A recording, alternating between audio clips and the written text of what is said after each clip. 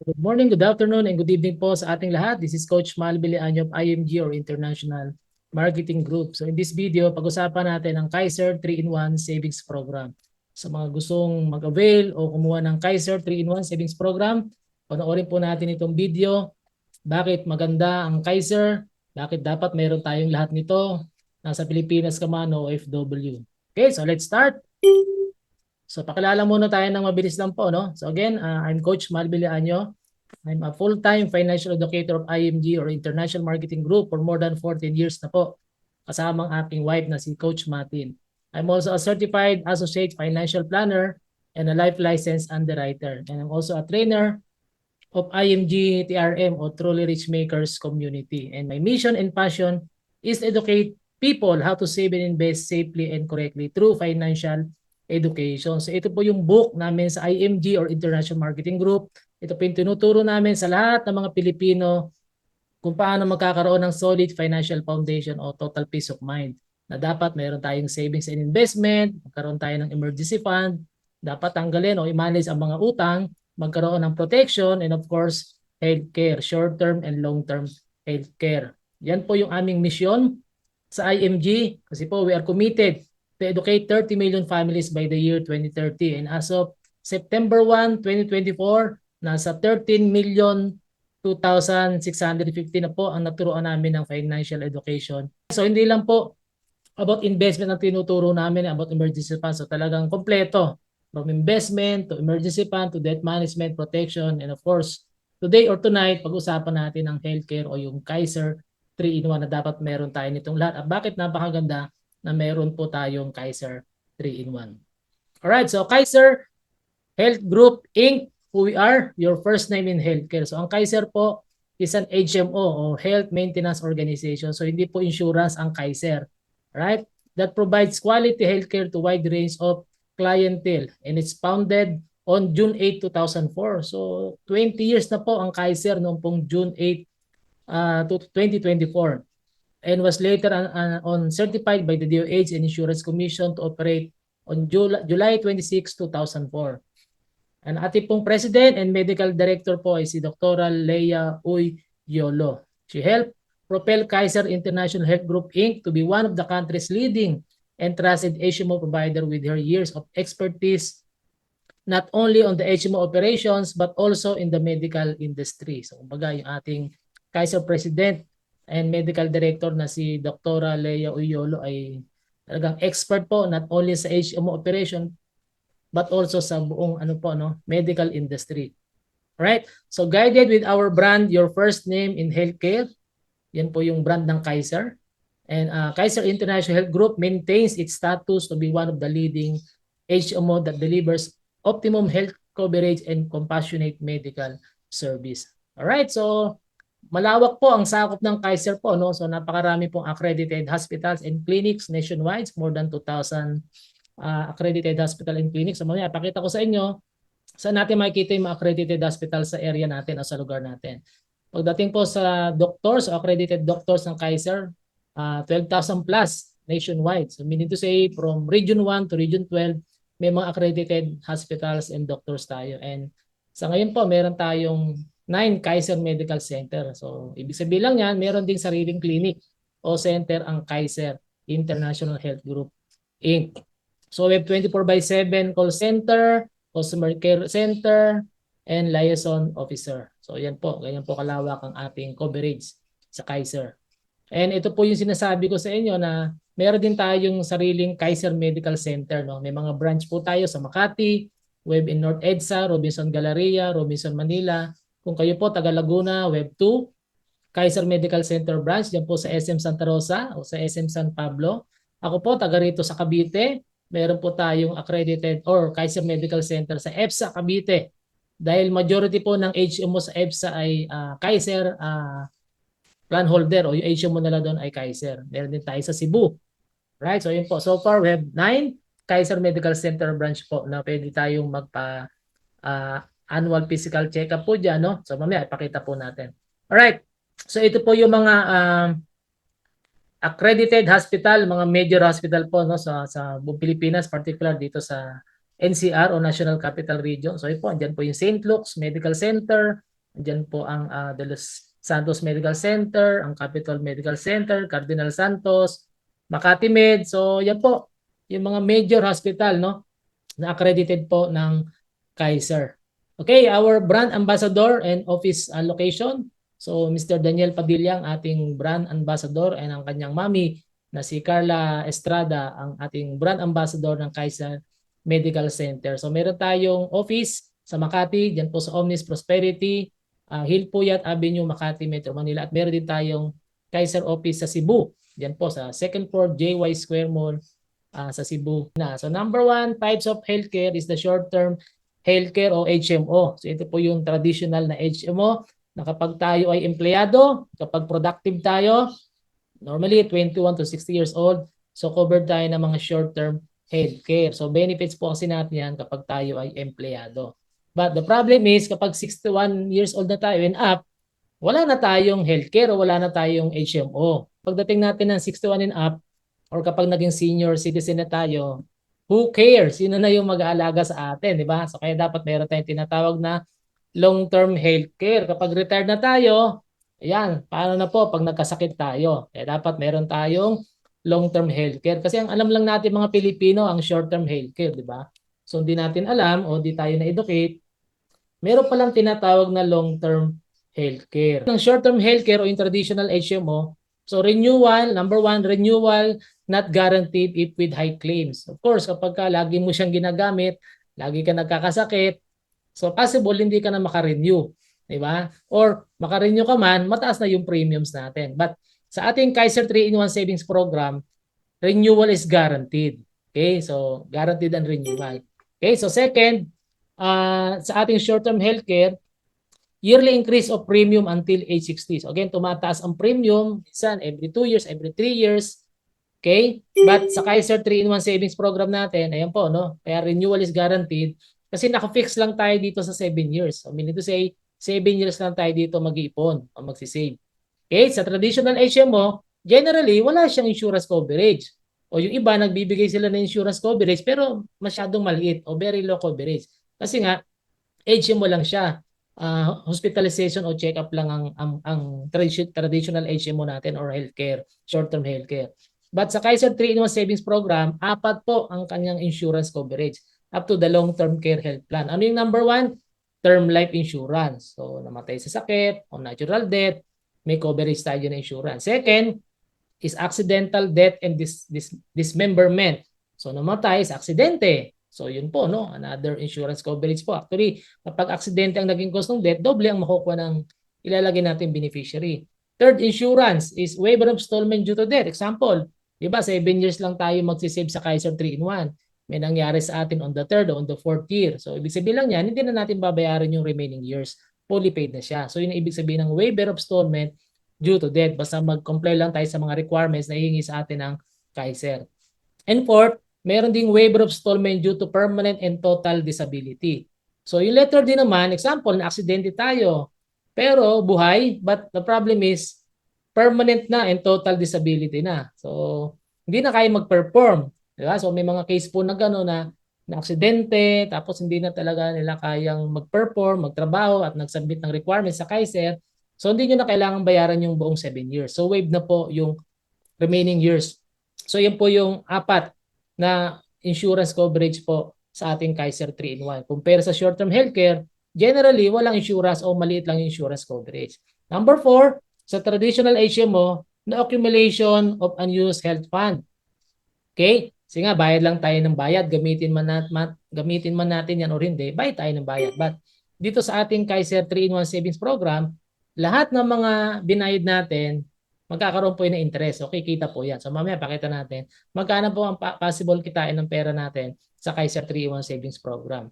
Number 5, no return of premiums for non-utilization. So karugtong siya ng number 4. Again, walang money back. Bayad lang tayo ng bayad taon-taon, magamit man natin siya o hindi, hospital man tayo hindi, bayad lang tayo ng bayad. But sa Kaiser 3-in-1 Savings Program, with return of premiums up to 85% of contract price. So sa 7 taon na hinulog po natin, okay, possible yung 85% na hinulog natin is merong money back. Lalo na po, during the paying period, wala tayong magagamit o hindi tayo ma-hospital sa loob ng 7 taon. So ganun kaganda itong Kaiser 3-in-1 Savings Program, itong long-term healthcare. Alright. So sa traditional HMO, hanggang 60 years old lang tayo pwedeng i-cover. Pero pag 61 na, wala na nga po, di ba? So dito sa ating long-term healthcare, i-cover tayo kahit 61 and up. Dahil po kumikita na ang pera natin dito. So yun po yung pwede nating gamitin. Number 7, sa traditional HMO, pre-existing illnesses are not covered during the first year and lifetime. Permanent exclusion may be issued on the second year onwards. So on the first year, hindi covered ang pre-existing. Sa second year onwards, yung pwede as long as magre-renew tayo taon-taon. But sa Kaiser 3-in-1 Savings Program natin, pre-existing, hindi talaga kino-cover dyan sa accumulation period o habang naghuhulog tayo. But after 7 years, o after nating maghulog ng 7 taon, pagdating na 8 years onwards, covered na po yung mga pre-existing. Yan. Number 8, not flexible, hindi siya transferable benefit design sa traditional HMO. Okay? Pero sa ating Kaiser 3-in-1, flexible siya, so transferable siya, lalo na kung may mangyari sa atin, maglalagay kasi tayo ng beneficiary. So doon siya matatransfer. Upgradable. So meaning to say, pwede mo siyang from maliit na plan yung kinuha mo, pwede mo siyang i-upgrade, pati yung mga mode of payment, and maybe related benefit design. So yun po yung kagandahan sa Kaiser 3-in-1.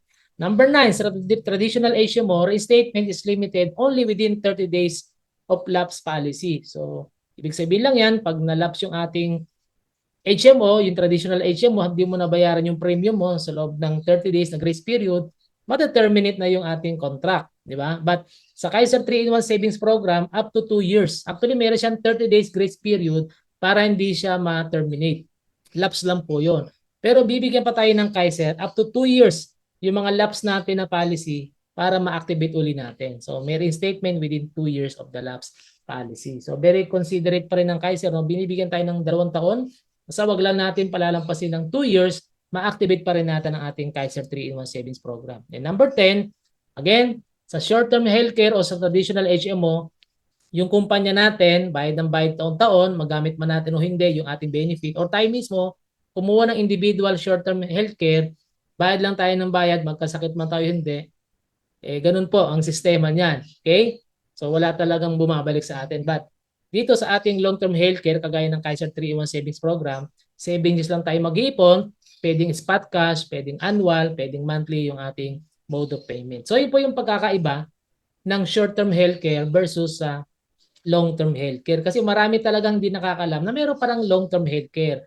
Alam lang talaga natin. Kahit ako, no? Ang alam ko lang talaga is yung short-term healthcare. Dahil before, ito yung benefits namin nung nagtatrabaho pa po kami sa Intel Philippines, dito po sa Cavite. Alright. So again, tandaan po natin, 3 bagay lang po yung pwede mangyari sa atin. So number 1 is what if we die too soon? Okay, so anong solution na dapat meron tayo? Dapat meron tayong life insurance. Again, kung mahal natin ang pamilya natin, dapat meron tayong insurance coverage. What if I get sick? Pag nagkasakit tayo, so sino naman ang mag-aalaga sa atin? So dapat meron tayong HMO healthcare, lalo na po long-term healthcare. And third problem is, what if I live too long? Paano naman kung umabot tayo ng 80 years old, 90 years old, 100 years old? So sino mag-aalaga sa atin? So ang solution, dapat meron tayong investment and long-term healthcare. So ito po yung 3 bagay na pwede mangyari sa atin. What if die too soon? What if live too long? And what if you get sick? Actually, it's not a matter of if, it's a matter of when. Okay? Pero ang maganda nga po dito, na andito ang Kaiser Ultimate Health Builder o yung ating Kaiser 3-in-1 dahil meron po siyang investment, kumikita ang pera natin, meron siyang insurance protection or income protection. So kung may mangyari sa atin, may makukuha po yung family na may iwan natin. So life insurance kasi is instant money. And then third, kaya siya 3-in-1, meron siyang healthcare. Magagamit natin kung kailangan natin gamitin, kung hospital tayo, lalo-lalo na kapag 60 years old and up na tayo. Kasi sabi nga dito, how comfortable is your healthcare situation after age 60? Depends on your decision made today or tonight. Alright? So yun po yung 3 problem na kailangan nating maintindihan pero meron pong solution. At ang solution dyan is yung Kaiser 3-in-1 na meron siyang investment, income protection, and healthcare. So nasa Kaiser na po talaga ang lahat. Nasa Kaiser 3-in-1, nasa Kaiser na ang lahat. Alright, so gusto kong kumuha ng Kaiser. Sino ang pwede kong lapitan? No? Saan ako pwedeng magpagawa ng quotation? Actually, sa IMG nyo lang po ito makikita. Kahit walk-in kayo sa Kaiser office, maghahanap pa rin po sila. Ibabato pa rin kayo sa mga IMG member o IMG agent ng Kaiser. So yan po, no, isa kasi ito sa mga benefits natin sa IMG. So yung benefits number 28. So again, Kaiser 3-in-1 Savings Program, meron siyang healthcare, meron siyang life insurance, meron siyang investment. So paulit-ulit ko pong sinasabi na Kaiser ay 3-in-1 po, no? Kasi talagang maraming di nakakaalam ano ba talaga ang Kaiser. Insurance ba yan? Healthcare ba yan? O investment ba yan? So isa 3-in-1. Para siyang kape. Di ba? Alright. So again, 7 years lang tayo mag-iipon dito. Ito ang ipon na walang tapon. So again, pag-usapan natin yung benefit program dito kapag nagkaroon tayo ng Kaiser 3-in-1. So again, is a multi-purpose investment with 3-in-1, insurance, healthcare, and investment. So pag-usapan natin 3 phases kapag kumuha tayo ng Kaiser, no, para mas maintindihan natin. So yung first phase o yung first 7 years, accumulation period po ang tawag dyan. So after 7 years, ang tawag naman ay extended period. So ito yung 13 years naman of waiting. So tandaan natin 7 years lang tayo mag-iipon, mag-aantay ka ng 13 years, extended period naman ang tawag doon. Then after 20 years o on the maturity, long-term care naman ang pwede natin gawin doon. So yung tatlong phase na to ang pag-usapan po natin. First phase is the accumulation period. Ang tawag ko dyan ay planting season. Kasi magpa-plant tayo, mag-iipon lang tayo for 7 years. 7 taon lang po, no? Napakabilis lang. Okay? Mas matagal pa yung nagtrabaho ka sa abroad, mas matagal pa yung nagtrabaho ka dito sa Pilipinas, di ba? So napakabilis lang po ng 7 taon. So ano ang mga benefits natin during the accumulation period o planting season? So ito po, kapag naka-isang taon na tayo sa Kaiser, ito na po, ma-avail mo na tong annual physical examination benefits. Nandyan po yung details. Second is yung ating dental benefits. Ayan po yung mga details. Unlimited dental check-ups, unlimited simple tooth extraction, once a year free dental prophylaxis. So ayun po yung mga benefits natin sa loob ng 7 taon. Basta po makatapos tayo ng 1 taon, ma-avail mo na to ma-avail nyo na po itong benefit 1 and 2. Okay? Alright. And yung third is, yan, the minute na hospital tayo, example, ang kinuha nating Kaiser Savings Program is K100. So 60,000 po ang annual benefit limit po nito kung K100 plan. So yun po yung tatlong benefits during the accumulation period o yung planting season. So meaning to say, habang nag-i-invest ka, kung kailangan mong gamitin ang benefits, you can use. Okay? And then the second phase po natin is the extended period o yung tinatawag na growing season. So after 7 years, congratulations, tapos na. Tapos ito pa rin po yung ating benefits. Diyan na po papasok yung growing season, meaning to say kumikita na yung pera natin. So sa loob ng 7 taon, hindi pa kumikita ang pera natin doon. So dito siya mag-start on the 8th to 20th year. Okay? So ano yung mga pwede nating benefits sa ating extended period? Ayun po, outpatient benefit, inpatient benefit, pre-existing, dreaded illness, maternity, dental benefit, annual health benefit plus the additional health benefit. Bakit po? Dahil nga po, on the 8th to 20th year, kumikita na yung pera natin ng 10% interest. Di ba? Mas malaki pa interest sa ibang investment na alam natin. Yan po yung una. Pangalawa, again, yung mga pre-existing, kanina nabanggit ko nga po, no?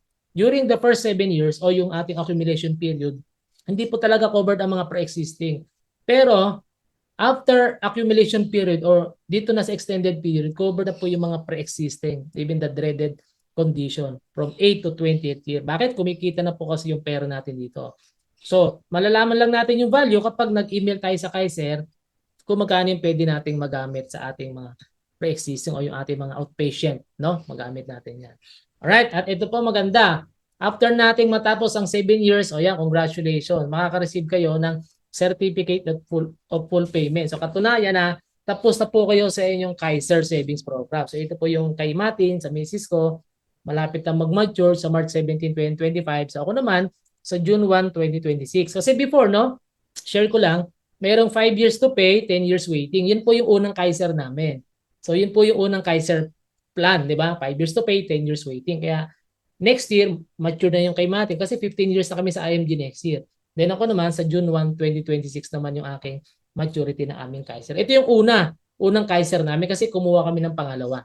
Alright? So yan po, no? Ito yung marireceive nyo kapag natapos yung 7 years. And then third phase natin is yung long-term care o ito yung harvest season. Ayan, ibig sabihin ng harvest, Okay, pwede mo na anihin. Ito yung matured na kasi yung ating Kaiser. Diba? Ang bilis lang. 7 years ka lang magsisave.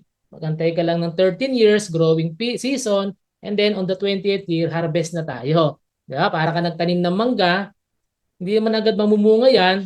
Matagal yan bago mo i-harvest. So parang Kaiser din yan. So nag-iipon ka, kaya nga siya ipon na walang tapon. So ito yung makukuha natin sa maturity natin, yung long-term care benefit value, example, kay 100,000, yung mga hindi mo nagamit na mga health benefits, yung kinikita ng pera natin, pati po yung bonus. Ayan, maganda dito. Okay? So ito po, no?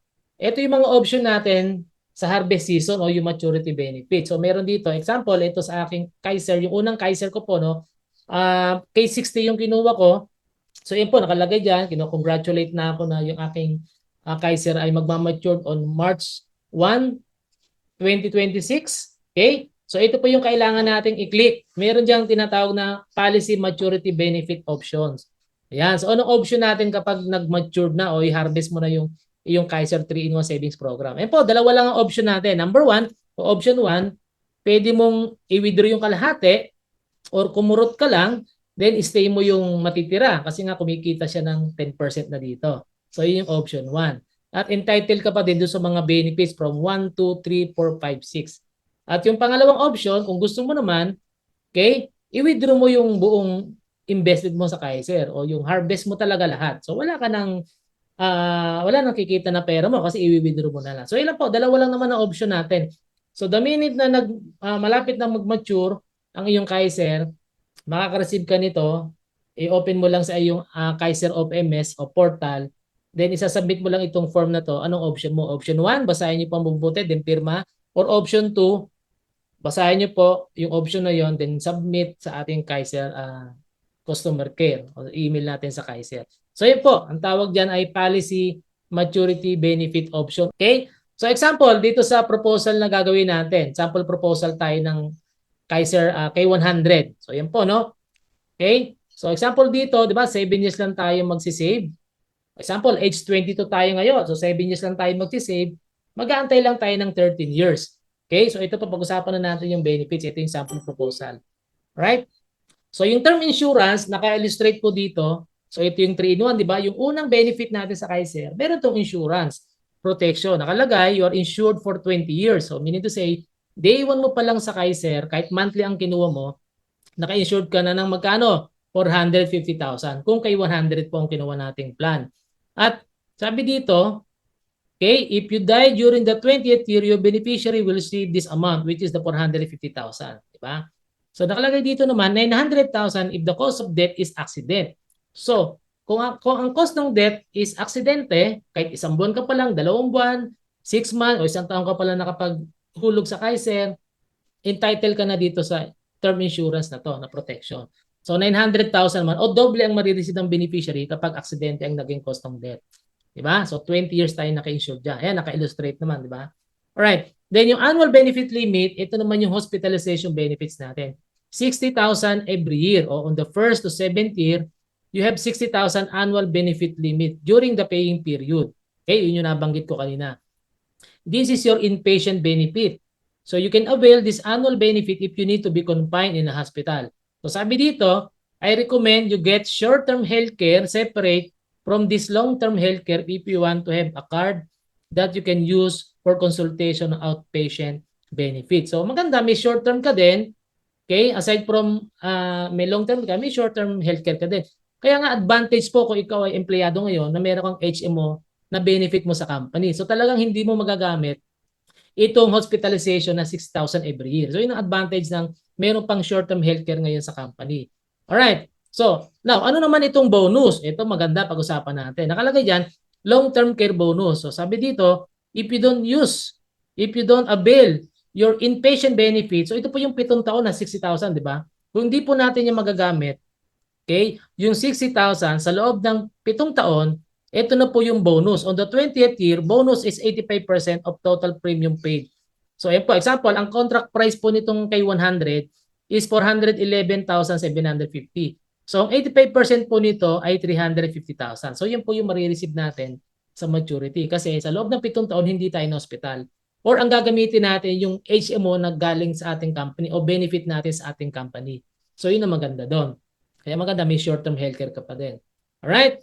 At ito na po yung sa maturity, long-term care, benefit at maturity age. Nakalagay dito, so kung 22 ka ngayon, after 20 years, 42 ka. 42, di ba? 20 years after. So yun ang total ng pera mo. 1.1,066,168. O yun po yung pwede mong ilamsam o pwedeng kalahati lang ang kunin mo or kumurot ka lang dyan. Kunin mo lang 10% every year. Kasi kumikita na po yan sa maturity itong 1.1 million na 10% per year. O, magkano po ang 10% ng 1.1,066,168? So, very simple.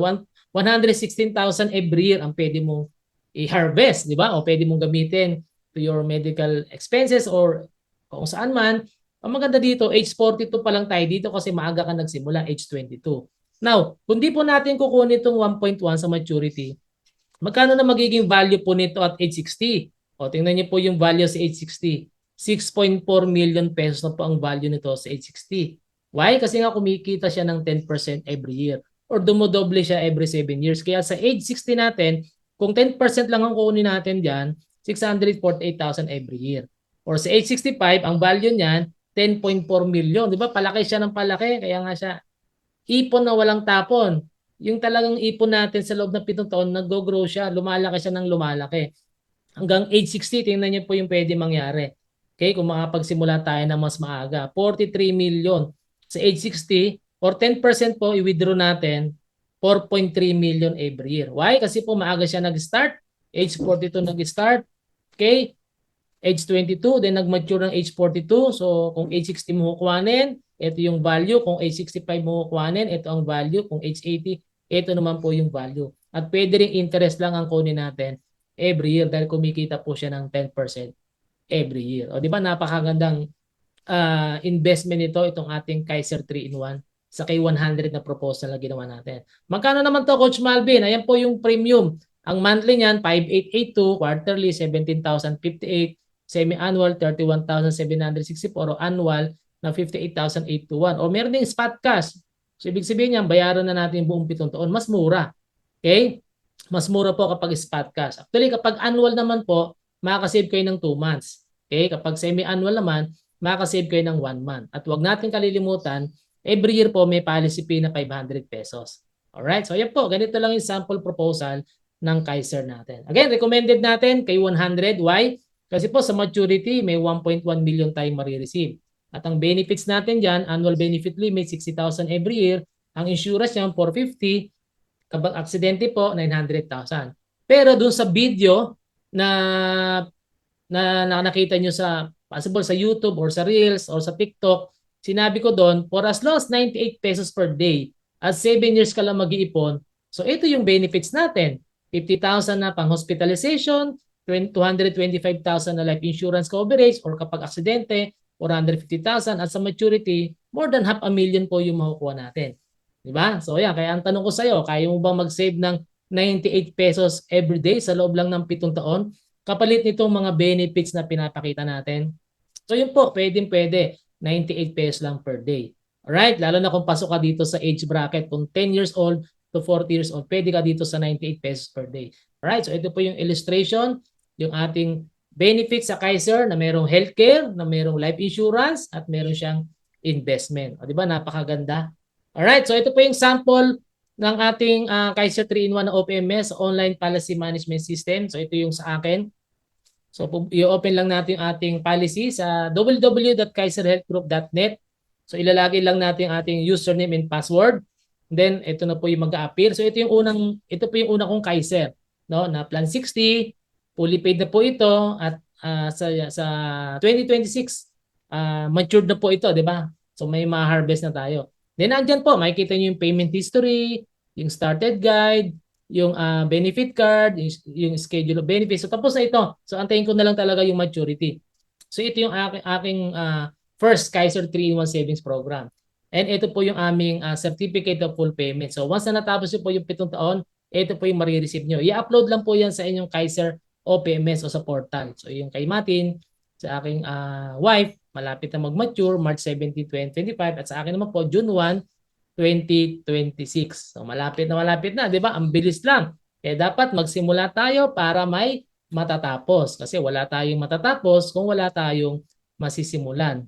Okay, kung matatakot lang tayo, 'di ba? Mas nakakatakot po kung wala tayong long-term healthcare lalo na kapag medyo nagkakaedad na tayo. All right.